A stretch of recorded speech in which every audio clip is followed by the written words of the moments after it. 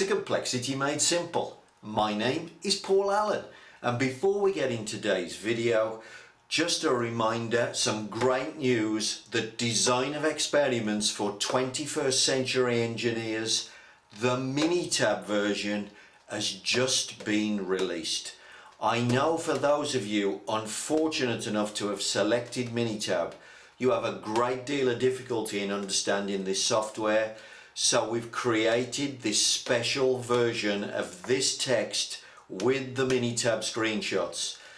The link to lulu.com where you can buy this book is in the description below. And of course, you also have the option of purchasing Drink Tea and Read the Paper, which is the perfect book to go with your green belt or Six Sigma black belt training. The link to lulu.com for that book is also in the description below. And of course, the other thing that we'd really love you to do, please go to buymeacoffee.com and make a small donation. All of these things, the purchase of the books and the donations, they help keep the channel moving. I'm really grateful to all of those people who are currently donating. Many thanks for your support and your help. And now let's get on with today's video. Welcome to the latest video. And in this video newsletter, what we're going to do is address a question that I've had from a gentleman called Tom Mentink. And it's, what's the point of CPK? Now, Tom has a YouTube channel that makes similar videos to me. Please go and look him up. I'll just write his name up here. So Tom and I often exchange comments on each other's videos. Please go and look Tom up. There's some really interesting stuff. He comes at Six Sigma and process improvement from a slightly different perspective to me.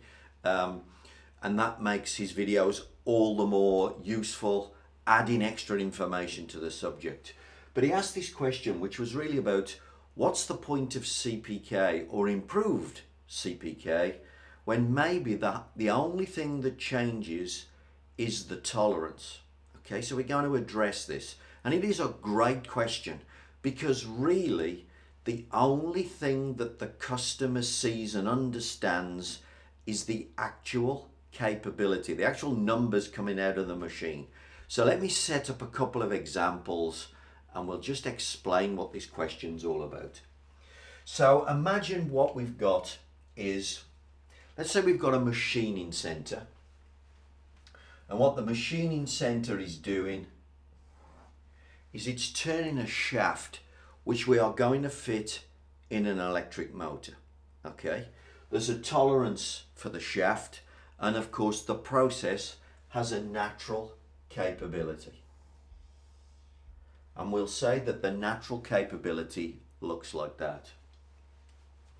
Now for product A, that's the tolerance. Okay, so that's the tolerance for product A. But of course, if we have a different product, we're still turning a shaft for the electric motor, but maybe for product B, the designer has put wider tolerances on the process. Now, of course, the process has the same capability. Okay, so there's product B. Now, obviously down here, this is close to being a Six Sigma process. This would have a CPK equal to 2. This one, the way I've drawn it, so look, probably a CPK equal to 1.5. And I guess what Tom's question really was asking is, well, what's the point of that? Because the customer sees the capability. The customer doesn't see anything better. If you're telling the customer there's a CPK of 2, it doesn't mean that they're seeing a better performance to this customer up here. And it could be that they would be different customers. Now for me, this is a design for Six Sigma question. Because really, this goes to the heart of what is the customer actually after. What is the customer potentially going to experience? So although the CPKs aren't different, maybe the different customers for product A and product B are genuinely going to experience different product performance. So let me set up a little example and let me explain. Let's say product A, we are making a shaft for a motor. I'm going to do my best to draw something that looks like an electric motor here.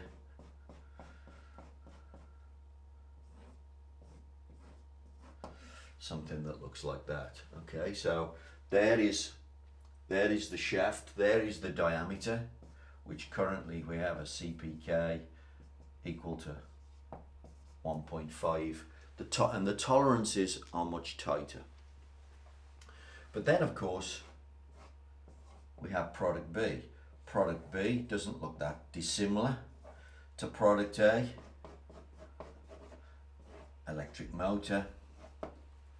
Only this time, for whatever reason, the designer has opened up the tolerance, and for that shaft we have a CPK equal to 2. But of course both of these products are experiencing an identical process capability. In reality, it is an identical process capability in terms of size for size. So why would this potentially matter? Why would this potentially mean the customer is seeing better performance here? What could be in this question that would make sense of this? Well, how about this? This particular motor runs at 15,000 revs per minute.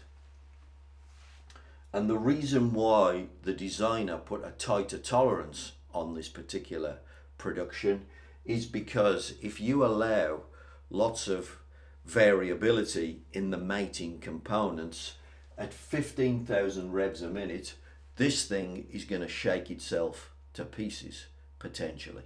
So this tolerance relates to this performance.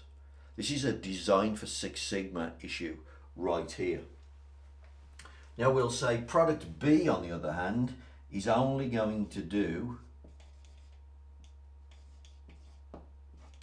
20 revs per minute. And because it's only going to do 20 revs per minute, if there was a little bit of variability between the mating parts here in the head and the diameter of the shaft, at 20 revs per minute, would the customer notice the problem? Probably not. And therefore what the designer said is, well, you don't have to be, by the way, you could use up a wider tolerance, and the customer experience would be that they wouldn't see that. So this is all about, for me, it's the voice of the customer in the first instance, but all about design for Six Sigma. And the question is, what does the physics say? What does the physics say? The physics is no respecter of a tolerance, by the way. And if you go and look at my video on the Batavia gearbox problem from Ford in the 1980s, you will see that even though they were making components inside the tolerance, the physics didn't respect the tolerance, and the customer could notice a difference. So when they were producing more variable components compared to a competitor who was making a much better set of components for the gearbox, neither supplier was making items outside of a tolerance, but with less variability, the customer experiences better performance. And that's always true. The difference with Batavia, of course, is they were both making components for the same item. So it was better and worse capability inside the tolerance, better and worse capability for the same engineering item that was going into the car. Here what we're talking about is, although the machining center is making the shaft for product A, it's making the shaft for product B, its capability is not going to change for those two particular products because it can't. What's the point of the better capability? The customer is surely going to see the same product performance. Not if the item is going into a different product and the product works differently and therefore the physics are different.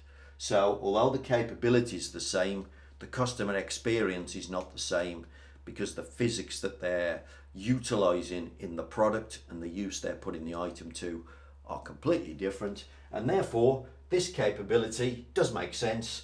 It is better in that sense, or it is easier to please the customer. What this is saying is it's easier to please the customer here because you're not in such a, this is a tough place to be when you start winding motors up to this kind of speed. This is a much easier customer to please because the environment into which the product goes in is much easier to work with. So Tom, I think that answers the question. I know that it was quite a long question and there were a few things in there, but I think that answers the question. Maybe if there's more to say on this, I'll be back with another video. But guys, the important thing is, what should you be concentrating on? You should always be concentrating on squeezing this thing in. Because if you squeeze in the variability, what will you always do? You will always make more money. Customers will always experience better performance in whatever form it takes. They will always experience better performance, and therefore they will love your products, spend more money with your company, and you will make bucket loads of cash. Reduce the variability, please your customers, and make more money.